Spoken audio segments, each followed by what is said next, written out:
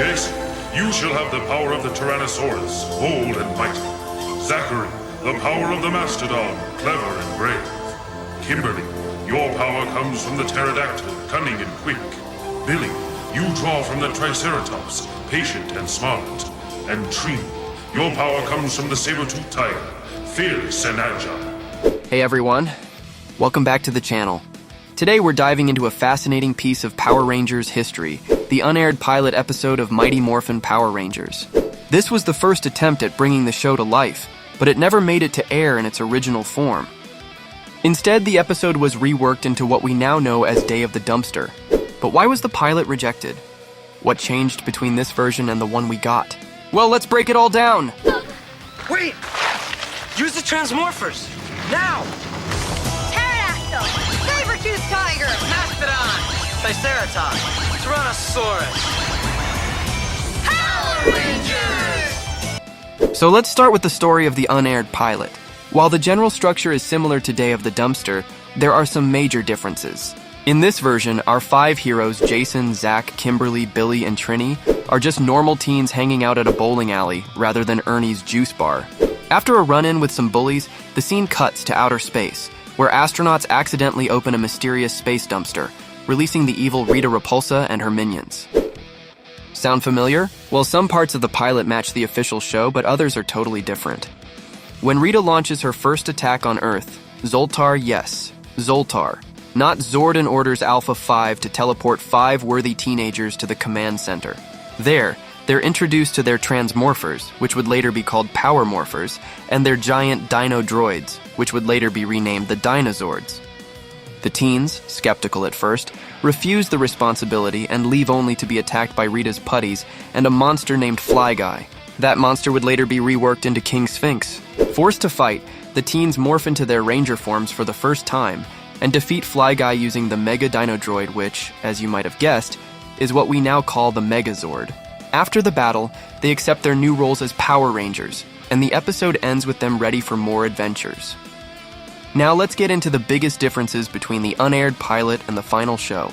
I call on the power of the Tyrannosaurus!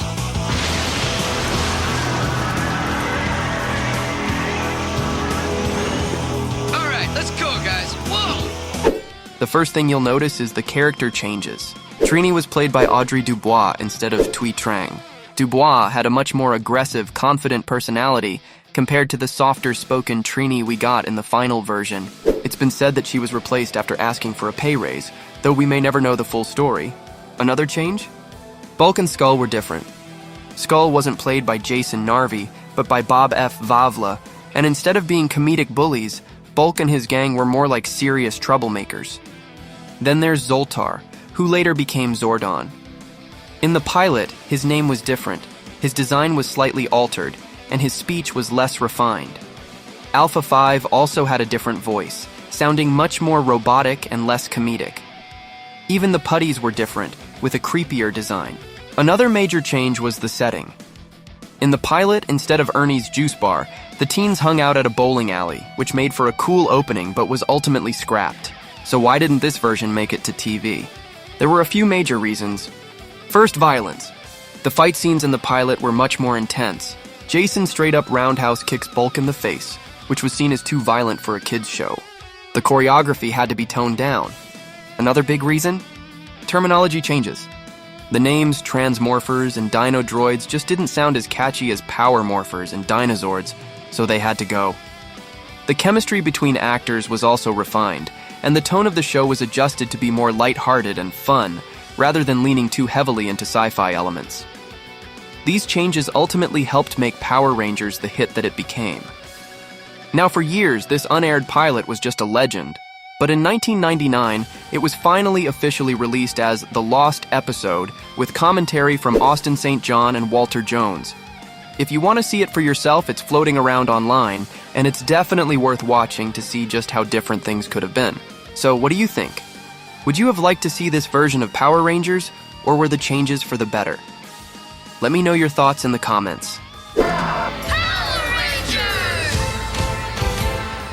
If you enjoyed this deep dive, make sure to hit like, subscribe, and ring the notification bell for more Power Rangers content.